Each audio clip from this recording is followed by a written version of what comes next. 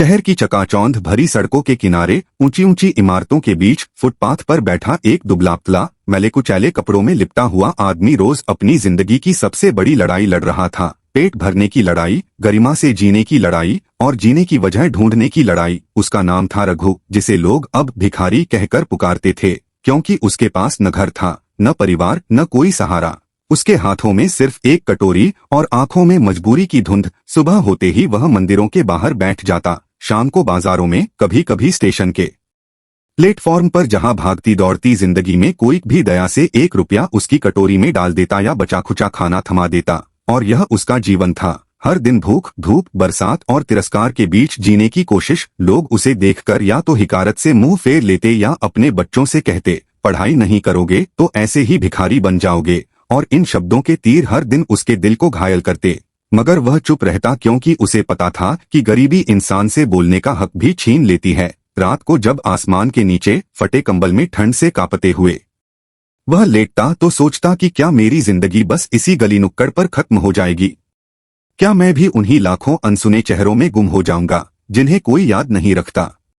लेकिन किस्मत ने शायद उसके लिए कुछ और लिखा था, क्योंकि एक दिन कुछ ऐसा हुआ जिसने उसकी सोच और पूरी जिंदगी की दिशा बदल दी। वह सुबह सुबह मंदिर के बाहर बैठा था, भूख से पेट चिपका हुआ था। तभी एक छोटी बच्ची आई, उसके हाथ में आधी खाई हुई रोटी थी। उसने रोटी उसकी कटोरी में डाली और मुस्कुराकर बोली, अंकल, भगवान सबका ख्याल रखते हैं। और वह मासूम मुस्कान रघु के दिल में बिजली की तरह उतर गई। उसने सोचा, अगर भगवान सबका ख्याल रखते हैं तो फिर मैं क्यों नहीं?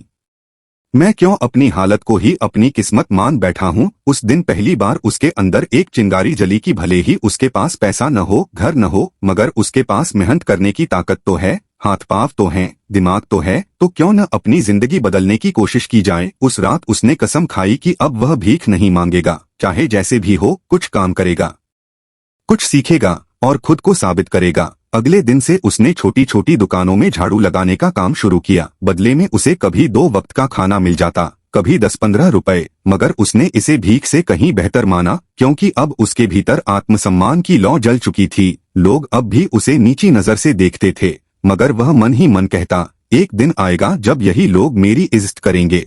वह दिन में मेहनत करता और रात को फुटपाथ पर लेटकर सपने देखता कि एक दिन उसका भी घर होगा, उसके पास भी इज्जत होगी। धीरे धीरे उसने काम सीखना शुरू किया। होटल में बर्तन धोने से लेकर चाय बनाने तक हर छोटा काम उसने किया। और उसी दौरान उसने देखा कि होटल का मालिक कैसे हिसाब रखता है, कैसे ग्राहक से बात करता है, कैसे एक छोटा सा होटल भी हर महीने हजारों कमा लेता है। रघु हर दिन चुपचाप नोटिस करता, सीखता और भीतर ही भीतर प्लान बनाता कि एक दिन उसका भी खुद का होटल होगा। मगर गरीबी इतनी आसानी से पीछा छोड़ने वाली नहीं थी। कई बार उसे भूखे पेट सोना पड़ा, कई बार बीमार हुआ तो दवा तक नसीब नहीं हुई, कई बार लोगों ने ताने मारे कि अरे तू भिखारी ही रहेगा।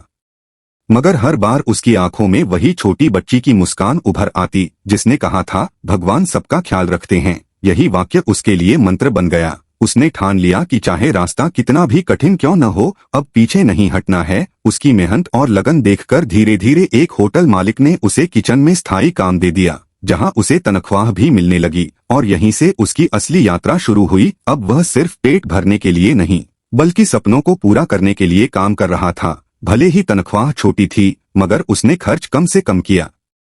हर महीने थोड़ा थोड़ा बचाने लगा। और इस बचत के साथ साथ उसने सीखा कि खाने का बिजनेस कैसे चलता है, सप्लाई कहाँ से आती है, मुनाफा कैसे निकलता है और ग्राहक को खुश कैसे किया जाता है। रघु अब समझ चुका था कि जिंदगी की लड़ाई सिर्फ भूख मिटाने से बड़ी है, यह अपने अस्तित्व को साबित करने की लड़ाई है। और यही सोच उसे उस मुकाम तक ले जाने वाली थी, जहां वह एक दिन शहर का सबसे बड़ा होटल मालिक कहलाएगा। लेकिन यह तो बस शुरुआत थी, असली संघर्ष और असली चमत्कार अभी बाकी था।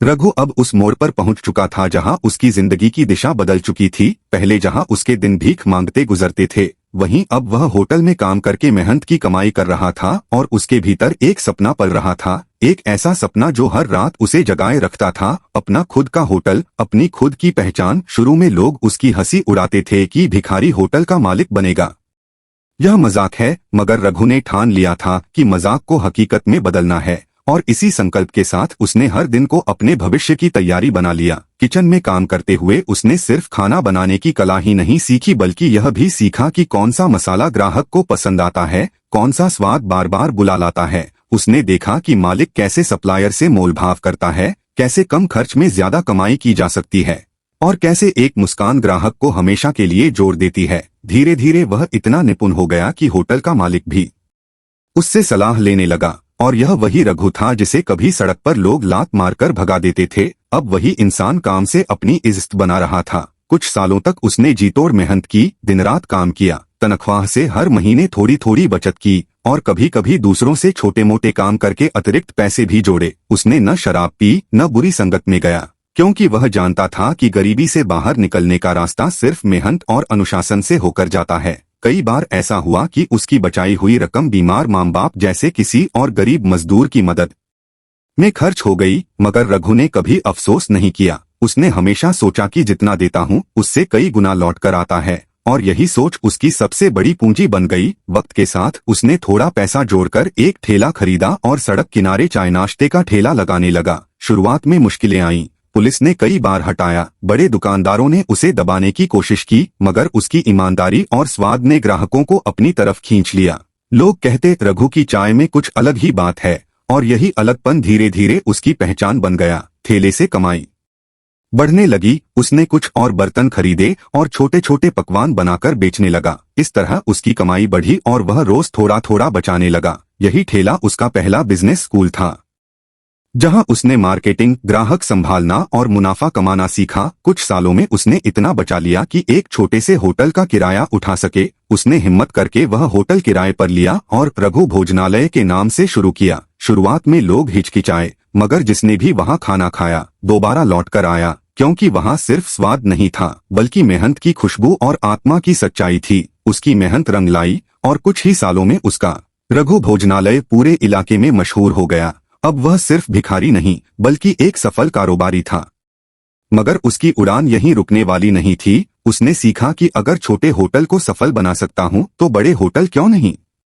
उसने और बचत की, बैंक से लोन लिया, अपने पुराने मालिक और कुछ दोस्तों से मदद ली और धीरे धीरे उसने जमीन खरीदी, जहां उसने सपनों का होटल बनाने का निश्चय किया। होटल बनाने का सफर आसान नहीं था, ठेकेदारों ने धोखा दिया, पैसे की तंगी आई, कई बार काम रुक गया, मगर रघु हर मुश्किल को चुनौती की तरह लेता रहा। वह रात रात भर जागकर योजनाएं बनाता, दिन भर काम करता और सबको यह विश्वास दिलाता कि एक दिन यह होटल जरूर बनेगा। आखिरकार सालों की मेहनत के बाद उसका सपना साकार हुआ। एक भव्य, शानदार और आधुनिक सुविधाओं से लैस होटल तैयार हो गया, जो शहर का सबसे बड़ा होटल था। उद्घाटन के दिन जब उसने रिबन काटा तो उसकी आंखों से आंसू बह निकले, क्योंकि उसे याद था कि कभी इसी शहर की सड़कों पर वह भीख मांगता था और लोग उसे तिरस्कार की नजर से देखते थे, और आज वही लोग तालियां बजा रहे थे, बधाई दे रहे थे। उसका नाम अब सम्मान से लिया जाता था। अखबारों में उसकी कहानी छपती थी, भिखारी से होटल मालिक तक का सफर, और लोग उसे मिसाल मानने लगे।